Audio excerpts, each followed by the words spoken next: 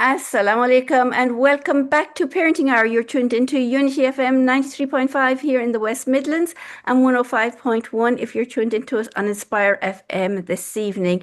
Alhamdulillah, we have Sister Ayishah with us, who is an Islamic psychotherapist and counselor, a supervisor, studying her PhD. MashaAllah, she's got many different roles indeed, as well as a homemaker and all the rest that goes with that, which we know as any mom, there's a lot of different aspects of that role as well. Taxi driver, cook, everything else.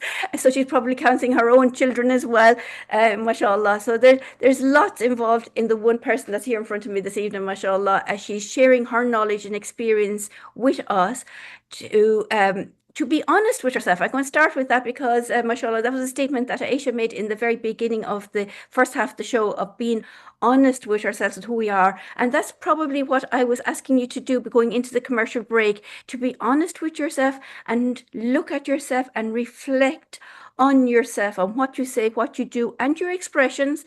And are we getting across the messages that we want to get across?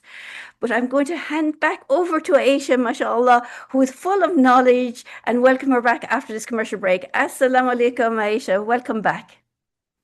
Walaikum assalam. Thank you for such a beautiful summary and actually reminding me about our other struggle as Muslims, and that is maintaining Mizan, balance. And we know that this is so important across all our responsibilities, all our roles, and all our ibtila, meaning challenges in life, and surely they're going to come, because the Quran mentioned that the importance of that Mizan. You know, when you go back, I think it's in Surah 54 or 5, when he says, "And we created the sky, we raised them and set the balance so that you might not transgress in balance." Very often, traditionally, scholars they went into contemplation on the nature, and maybe some of them they went into social, economical, political aspects of it. However, from our perspective, Islamic psychology perspective, we would maybe reframe it as an ontological principle for our human condition, um, and and um, and start recognizing it as our responsibility, as our amana, as our personal responsibility, entrusted agency, whereby we as individuals are already taken into accountability for our spiritual and any level, cognitive, emotional development, for the sake of our akhirah, but also for the sake of those people who are entrusted in our care. And even people that we work, they're also entrusted in our care because they have to deal with this. We have to deal with them, right? So I very often go back to this verse. We will show them signs. We will show our signs to them in the horizon and within themselves. And this is how I work with clients. I'm looking for those signs in them. The signs are yet about the pathologized condition of their heart, pathologized conditions of their mind, pathologized condition of their nerves, which represents our choices, behaviors, and I talk about those hidden ayats to them. I sort of unpack the reasons why they need to be hidden to themselves, because in psychology, specifically positive psychology, we already have talks about something as in residual benefits. So the things which are hidden from me, and I continuously try not to look in them, unpack them, and be honest with myself, they are sort of kept under the carpet for the reason. So what are the benefits, like residual benefits, like pathological benefits, of me keeping this away from myself? Yes, fair enough. I don't want to change, but why I don't want to change? Well, is there a risk of me to change? What is the risk? Is me pretending that I don't see, that I don't know myself, connected to fear of poverty, fear of losing reputation? Like for me as a convert, I was there. I was there for many months before I took my shahada. Oh my God, what's going to happen? Oh my God, they're going to disown me. Oh my God, I will have to leave my country because of the Islamophobic societal and systemic oppression. And you know what? It did happen. It did happen. But it happened when I was ready to face it. It was ready when I was no longer hiding those signs within myself or myself. So there is a really lovely book, short book, and I recommend it to all my clients, and I want to recommend it to you guys. Feel the fear and do it anyway. Because if anything, sometimes emotions and narratives that we're creating for ourselves, they can stop us from being authentic with ourselves. Amazing book. I haven't read that for a number of years, but I've read it and actually went on the course to be able to deliver the aspects of that many years ago now, mashallah. But maybe now I might revisit it again and take it up now that I may have some time to do some workshops in the future. It's something that is an aspiration of mine, inshallah, that to do some more workshops myself of different topics like this, inshallah, in the future, because I miss that now in many, there's lots of other things I do. So I do miss that connect. And it's a really good book. Yes, I can remember some really good tips and skills there. And it is about going through that fear. And like I remember the example that I used to use at that time is like sitting in the dentist waiting room, listening to the sounds of the drilling inside and having that fear before you go in, because I'm not great with going to the dentist, but having to kind of pick yourself up and do it and go through that to actually have the better experience of a better dental hygiene and reduce pain, alhamdulillah, at the end. So that's a very simple example of that. But I'm sure you can give us much more examples and much more cases of the people that you've worked with over the years that in the work that you do. But I'm just that comes to my mind. Yeah, and I'm happy to find another excited reader, a follower of this book, and I'm happy to reconnect with you on that level. Thank you for that. But yes, you must go and do this workshop. Absolutely, community needs it. Now, going back to my case studies, this book, Spiritual Resilience, inspired me. No, it's not this book, sorry. My work with my clients inspired me to write poems, right? So I found myself being a poet because of the excessive pain that they've been impacted, but also they influenced my way of processing things, processing ibtila, in fact. And I think I want to start with the heart of the poems, with the heart of the book. Again, I can't give you a guarantee, but with my dua for you. This poem is called Rebirthing, and I wrote it after assisting a sister who was going through divorce. But it is applicable to anyone. I swear, by the eyes blinded by the sorrow, by the voice silenced, irreversible, by the face hidden behind the masks, by the ears used to the unheard of. Also, you are only rebirthing.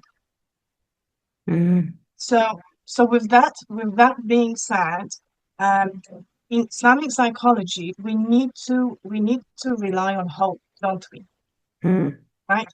We need to rely on tawakkul. And if tawakkul is not accessible, by God, your Qadr, your Lord, is going to give you enough opportunities, enough ayats in your life to construct your own version of tawakkul. Your own version of sabr, which is actually active sabr. Your own version of hope and humility. And this is what life experiences really are to me. And all those clients who ever came to me, and some of them, they're still coming back to me for more. They taught me a really valuable lesson, and that is that it's a spectrum. It's a spectrum. You're either going through contamination of yourself, contamination of your life, or you're either rebirthing, you're either experiencing resilience and flourishing. And everything that is between is healing and remaking of yourself. We're never the same people where we started, and that's the way it should be. That's why I've started our show with tafakkur, and that is probably my main takeout for all of the readers: tafakkur, contemplation. And another takeout would be taking yourself into accountability. However, it's easier said than done. So I arrived at a realization whilst I was working on those case studies that there is something that is stopping us from this self-honesty and self-authenticity and maybe courage. And one of those elements that stops us is not actually fear. This is emotion. It is actually some sort of a spiritual experience. And I decided to call this spiritual amnesia. And people probably sitting hearing like, what does she mean about that? Yes, it is not research. It is not public. It is actually in my book, presented by a really nice case study. However, what I mean here by spiritual amnesia is that very often we forget that we are experiencing third life right now. This is not our first time experience of being alive, is it? Our second experience of life was in our mother womb, and the first experience of life was when Allah subhanahu wa ta'ala created us in the world of souls. And we've been living in this world of souls in our family, in our tribes. So we are actually tribal beings.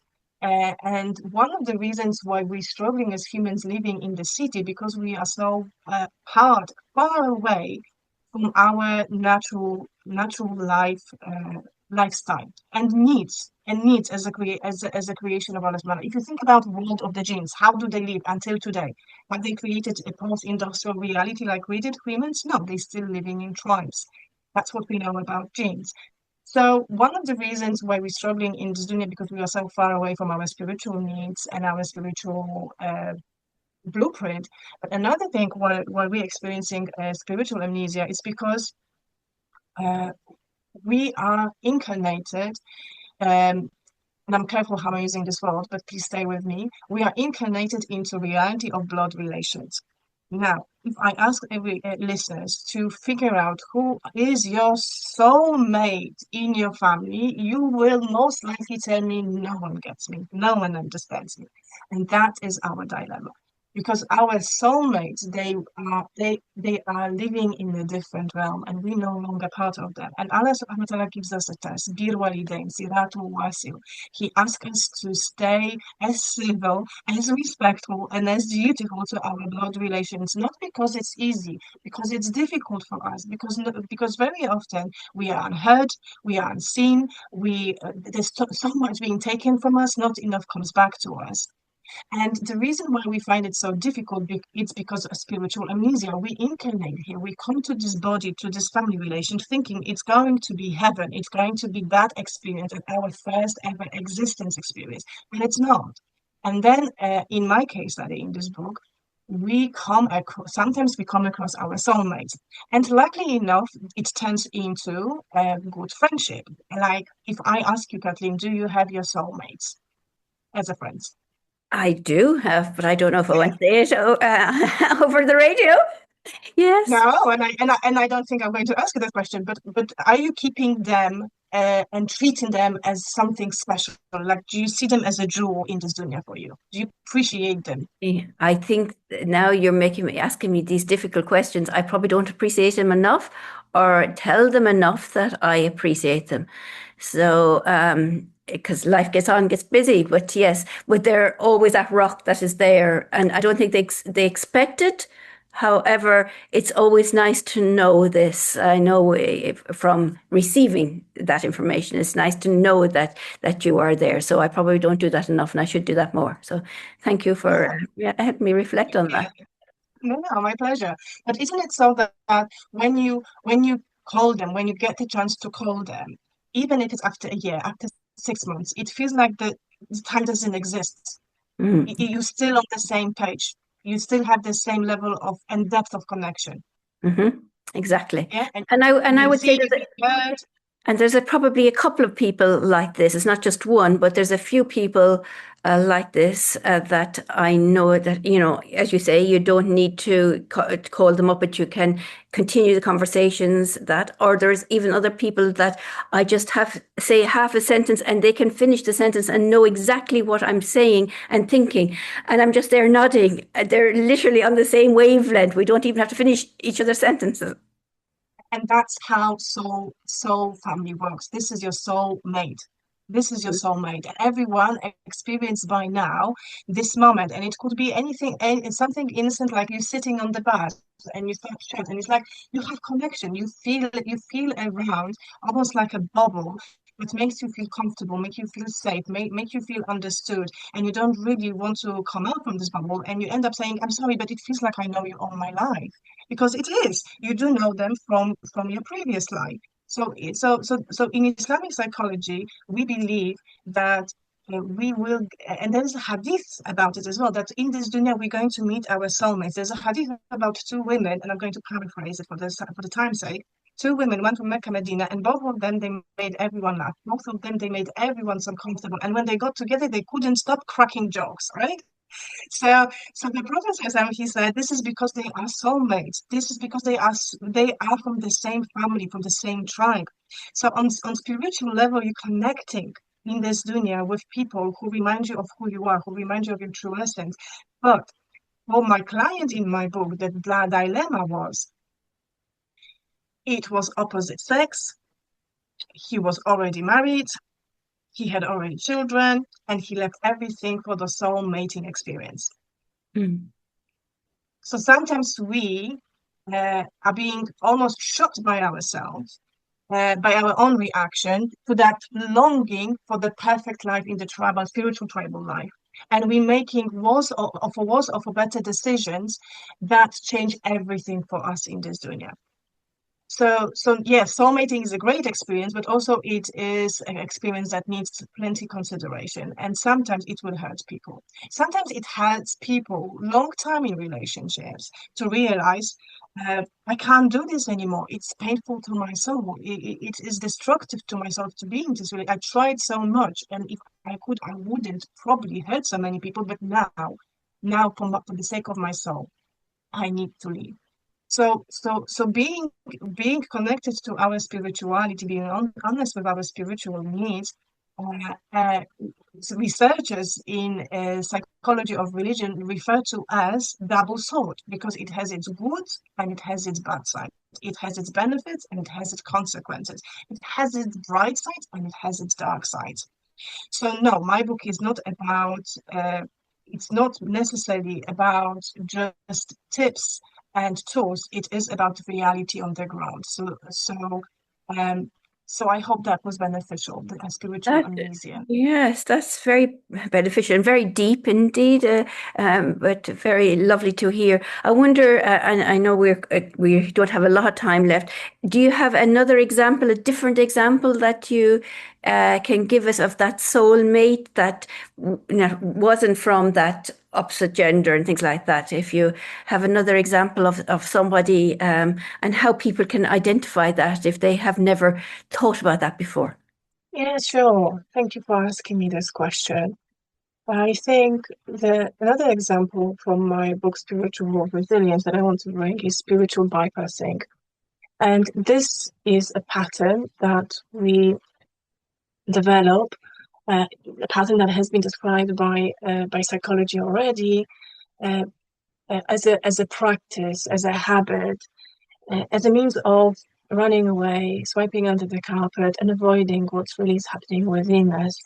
In a sense, it's an avoiding mechanism, but on the surface, actually it looks like a sacred ritual, um, a sacred contract were given to us by our God, which will help us to change our situation. But the matter of the fact is, we are not changing our situation because we are not changing ourselves, as Quran advises so far. So it's very difficult to recognize spiritual bypassing and take responsibility for it because in our community we still hear people just have sabr, just give some sadaqah. Allah will take care of it. Just have more tawakkul. You know, your iman is not strong enough. You have to fast. But underneath all of those great advices is not just judgment, it's the lack of ability to deal with their own lives, the lack of ability to recognize that grief, trauma, and deep emotional pain can never be truly resolved if it's not faced, if it's not worked on. So person continues to pray, try or in their salah, give charity first, but nothing really is changing in their life. And that brings me close to the colonizing concept that I sort of introduced already at the beginning of our podcast. You see, it's a really subtle, really delicate matter. The difference and the way in which we work with Muslim clients, faith-based clients, barely visible to layman person eye.